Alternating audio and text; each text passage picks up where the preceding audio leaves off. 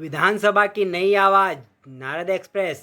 जिले भर में 15 सितंबर की शाम से शुरू हुई बारिश 17 सितंबर तक लगातार चलती रही, जिसके चलते नर्मदा नदी में बाढ़ की स्थिति निर्मित हो गई, जिसकी वजह से नर्मदा किनारे लगे ग्रामीण क्षेत्रों में विद्युत विभाग के करीब 250 पोल टूट गए तो लगभग 30 ट्रांसफर पानी में बह गए और इतने ही ट्रांसफार्मर ने काम करना बंद कर दिया। लगातार हो रही इस बारिश के चलते शहर की कई कॉलोनियों से लेकर देहात तक फॉल्ट होने के चलते विद्युत आपूर्ति बाधित हो गई। इस बारिश ने जहां आम लोगों का जनजीवन अस्त व्यस्त कर दिया तो वहीं बिजली विभाग की भी अग्नि परीक्षा ली।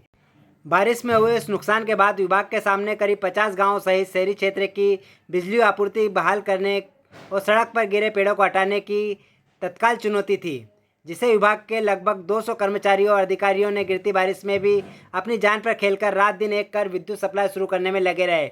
इस दौरान उन्हें कई मुश्किलों का सामना जरूर करना पड़ा, मगर आज बड़वा ब्लॉक के लगभग 250 ग्रामों सहित शहरी क्षेत्रों में भी विद्युत सप्लाई लगातार चल रही है। इन सब में विभागों को लाखों रुपए का नुकसान भी हुआ है। नारद एक्सप्रेस के लिए लोकेंद्र परिहार के साथ मुकेश खेड़े की रिपोर्ट।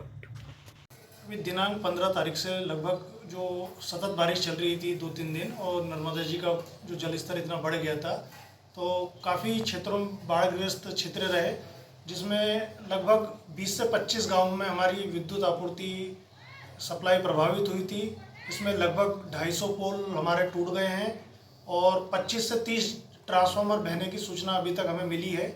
इसका और भी हमारा सर्वे चल रहा है और इसके बाद भी हमारे कम से कम 30 से ज़्यादा ट्रांसफार्मर फेल हो गए हैं, जिनको हमारे कर्मचारियों ने सतत सुबह शाम रात कुछ नहीं देखा और उसमें काम करते हुए ये सब चालू कर दिए हैं।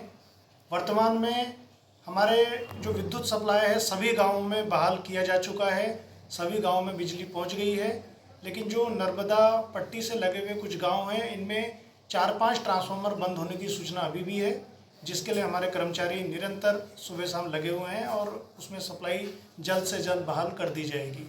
लगभग लाखों का नुकसान इसमें हुआ है विद्युत कंपनी का। क्षेत्र में लगभग 250 से ऊपर गांव आते हैं और ये बलवाड़ा से और देवगढ़ से लेकर चैनपुरा, हीरापुर, बिंजलवाड़ा और इधर कानापुर, कतौरा, झिरबार काफ़ी बड़ा एरिया है और लगभग 200 कर्मचारियों ने रात दिन इसमें सेवा की है और अभी भी सभी लोग लगे हुए हैं। पूरी टीम विद्युत विभाग की लगी हुई है।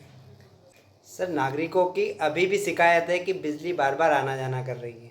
हाँ, थोड़ा सा ये जो सिचुएशन है अभी ये कंट्रोल में वैसे आ गई है पूरी, लेकिन बारिश ज़्यादा होती है और कई प्रकार के फॉल्ट मिलते हैं। कहीं क्या होता है कि जब हमारे इंसुलेटर फूटते हैं, डिस्क फूटती है या कोई पेड़ बारिशों में गिर जाता है डालियों में, तो उसके कारण हमें सुरक्षा की दृष्टि से भी सप्लाई बंद करनी पड़ती है ताकि हम फॉल्ट जल्दी से जल्दी निकाल लें।